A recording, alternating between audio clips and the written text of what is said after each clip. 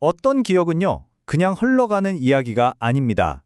우리가 결코 잊어서는 안 될 그런 역사의 메아리 같은 거죠. 오늘 여러분과 함께 바로 그 잃어버린 고향, 그리고 지울 수 없는 상처를 안고 살아온 분들의 기억 속으로 한번 들어가 보려고 합니다. 이건 그냥 글로 쓰인 기록이 아니고요. 일제강점기부터 한국 전쟁까지 그 시대를 온몸으로 겪어내신 분들의 목소리, 바로 그 자체입니다. 부모님을 저 북녘 땅에 두고 평생을 가슴에 묻고 살아야 했던 자식의 이야기, 또 전쟁의 불길 속에서 정말 삶과 죽음의 경계를 넘나들었던 그 순간들에 대한 아주 생생한 증언인 거죠. 자, 그럼 이 기억들 속으로 깊이 들어가 보겠습니다. 왜냐하면 이 개인들의 역사가 모여서 우리의 역사가 되기 때문입니다. 이걸 기억하는 게 어쩌면 오늘을 사는 우리의 의무일지도 모릅니다.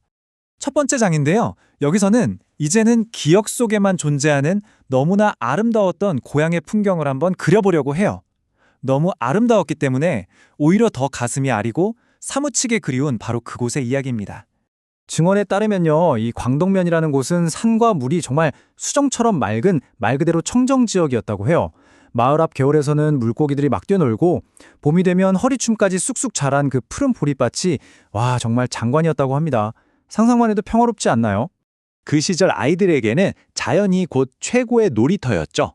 봄이면 다 같이 향긋한 산나무를 캐러 다니고 푹푹 찌는 여름에는 마을 앞 개울에서 멱 감는 게 최고의 피서였고요.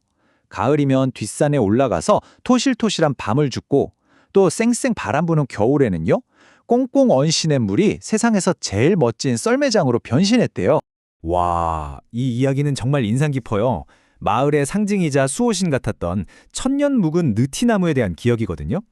벼락을 맞아서 속이 동굴처럼 텅 비어버렸는데 그 크기가 어른 한 명이 쏙 들어갈 정도였다고 해요. 어쩌면 이 텅 빈 나무가 모든 걸 잃어버린 고향의 모습을 상징하는 것 같아서 마음이 좀 아프네요. 학교 가는 길도 보통이 아니었어요. 무려 4km나 되는 길을 매일 걸어서 다녔다고 하는데요. 그런데도 개근상을 받았다는 이 기억을 보면 그 시절의 소박한 어려움, 그리고 그걸 이겨냈을 때의 작은 기쁨 같은 게 동시에 느껴지는 것 같아요. 자, 이렇게 평화롭기만 하던 고향에 서서히 시대의 어두운 그림자가 드리우기 시작합니다. 모든 것을 송두리째 바꿔놓을 거대한 갈등의 시작이었죠. 아무리 아름다운 곳이라도 역사의 거대한 파도를 피할 수는 없었겠죠. 이야기는 바로 일제의 그늘 아래서 모두가 숨죽여야만 했던 그 시절부터 시작됩니다. 1935년 당시 학교 모습을 한번 상상해 보세요. 교실이 딱 2개뿐이라서 1학년하고 2학년이 한 교실에서 또 3, 4학년이 다른 교실에서 같이 수업을 받았대요.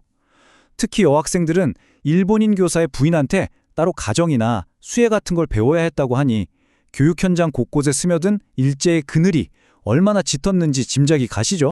그리고 해방이 찾아왔지만 기쁨도 잠시. 이번엔 사상과 이념이라는 보이지 않는 벽이 사람들을 갈라놓기 시작합니다.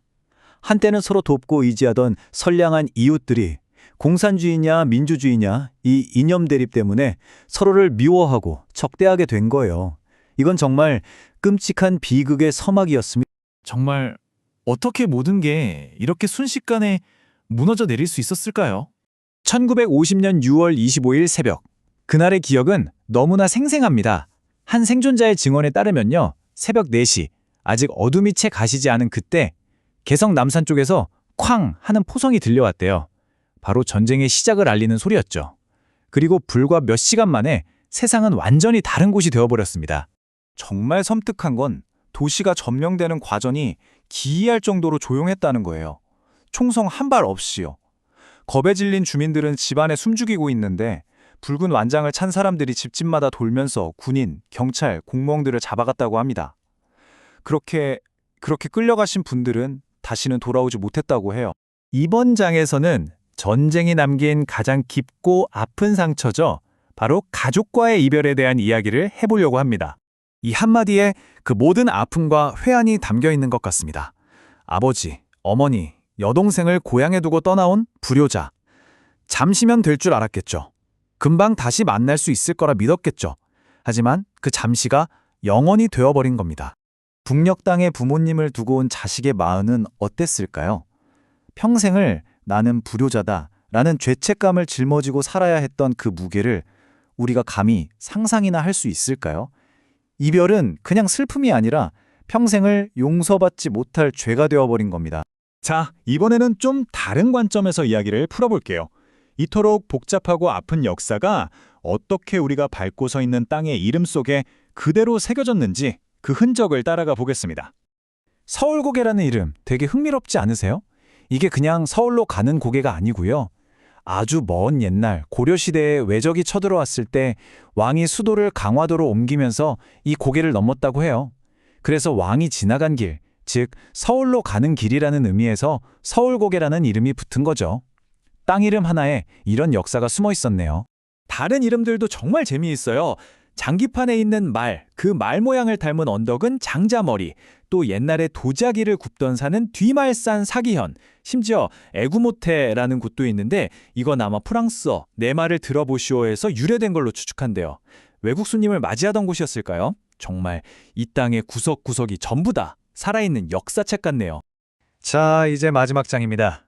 이 모든 고통과 슬픔 속에서도 결코 꺼지지 않았던 불씨, 평화와 통일을 향한 간절한 염원에 대한 이야기로 마무리하겠습니다. 전쟁 때문에 온 가족이 뿔뿔이 흩어지는 아픔을 겪었지만 그래도 마음속에는 항상 그립고 보고 싶은 사람들이 있었던 거죠. 광덕면 사람들 다시 만나고 싶다. 그 순수했던 마음들을 다시 한번 느끼고 싶다. 이런 열망은 세월이 흘러도 결코 사라지지 않았습니다. 이제는 연세가 70을 훌쩍 넘기신 실향민 1세대 분들의 어쩌면 마지막 소원일지도 모릅니다. 우리 세대에서는 이루지 못했지만 우리 2세대, 3세대 후손들이라도 우리들의 뜻을 이어받아서 고향을 잊지 말고 통일을 계속 염원해줬으면 좋겠다는 정말 간절한 바람이죠. 네, 맞습니다. 이 모든 아픈 역사 그리고 사람들의 기억 속에서 잊혀져가는 그 이야기들을 외면하지 않는 것, 그게 바로 오늘을 살아가는 우리들의 몫이라고 생각합니다. 우리가 살아있는 동안만큼은 이 기억들을 반드시 그리고 온전하게 지켜나가야 하지 않을까요?